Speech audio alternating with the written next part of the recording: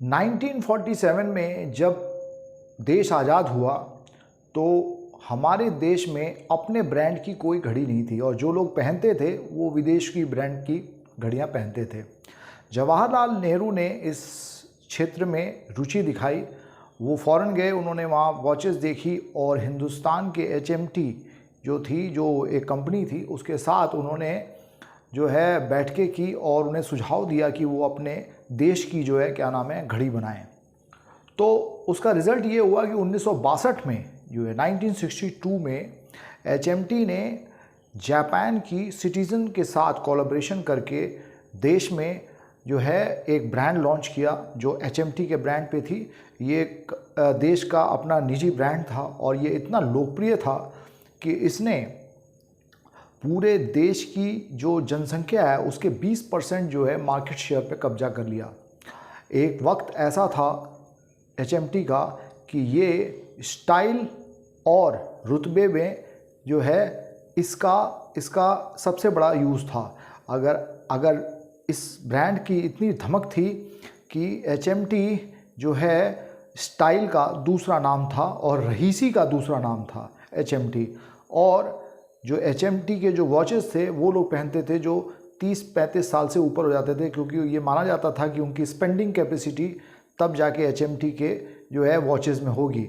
20-22 साल के age group के लोगों को ये माना जाता था कि उनकी स्पेंडिंग कैपेसिटी इस लायक नहीं है कि वो बना सकें। तो HMT का जो टारगेट कस्टमर था वो भी 30 से ऊपर वाले थे। HMT ने पूरे देश में 10 करोड़ घड़ियां बेची, 20% मार्केट शेयर पर कब्जा किया। अब आप ये समझिए कि उसके बाद 1962 के बाद इनका दौर काफ़ी लंबा चला।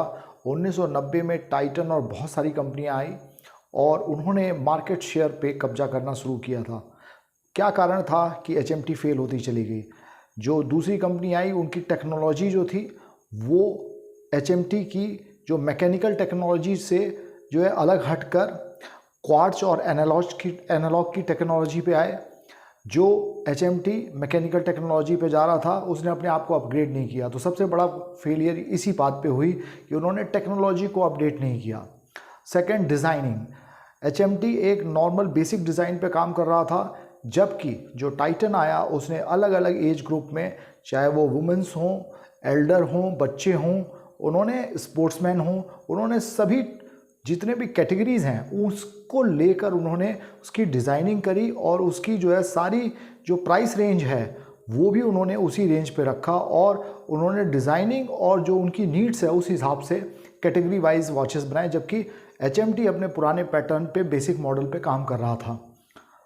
जो थर्ड सबसे बड़ा फेलियर रहा उनका, सबसे बड़ा फेलियर था, उन्होंने ट्रेनिंग अपने लोगों को नहीं दी। उनके जो टॉप ब्रेन्स थे और even middle management, even lower management, वो सब ओल्ड टेक्नोलॉजी पे काम कर रहे थे। एम्प्लॉयज़ का टेक्नोलॉजिकल अपग्रेडमेंट होना बहुत ज़रूरी होता है, जो कि HMT ने ट्रेनिंग पे नहीं ध्यान दिया। तो ये कुछ कारण ऐसे रहे जिससे HMT जिसकी वजह से HMT का मार्केट शेयर नीचे जाता रहा। और ये एक लर्निंग मैसेज है कि आप कोई भी कंपनी अगर आप चला रहे हो तो समय के साथ अगर आपने उसमें साथ टेक्नोलॉजिकल अपग्रेड नहीं किया, लोगों को अपने ट्रेनिंग नहीं दी, डिज़ाइंस पे काम नहीं किया, टेक्नोलॉजी पे काम नहीं करोगे, तो आप आने वाले समय में जितनी भी उभरती हुई कंपटीशंस हैं उससे पीछे रह जाओगे। इसका सबसे बड़ा उदाहरण HMT था।